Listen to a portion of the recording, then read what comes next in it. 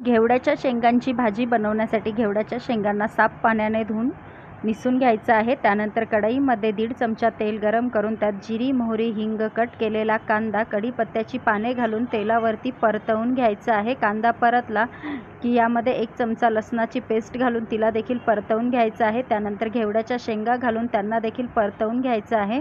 चवीनुसार 1 चमचा मीठ घालून व्यवस्थित मिक्स करायचं आहे. झाकण ठेवून मंद आचेवरती 3 मिनिटं शेंगांना वाफवून घ्यायचं आहे. त्यानंतर पाव चमचा हळदी पावडर, 1 चमचा लाल मिरची पावडर, छोटे 2 चमचे कांदा लसूण मसाला घालून व्यवस्थित मसाल्यांना परतवून घ्यायचं आहे. 2 चमचे शेंगदाण्याचा कूट घालायचा आहे. व्यवस्थित मिक्स करायचं आहे. अर्धा कप पाणी घालायचं आहे. पुन्हा व्यवस्थित मिक्स करायचं आहे. झाकण ठेवून मंद आचेवरती 5 मिनिटं भाजीला शिजवून घ्यायचं आहे. त्यानंतर पाव चमचा गरम मसाला घालून व्यवस्थित मिक्स करायचं आहे. गॅस बंद करायचा आहे. खाण्यासाठी तयार आहे घेवड्याची भाजी.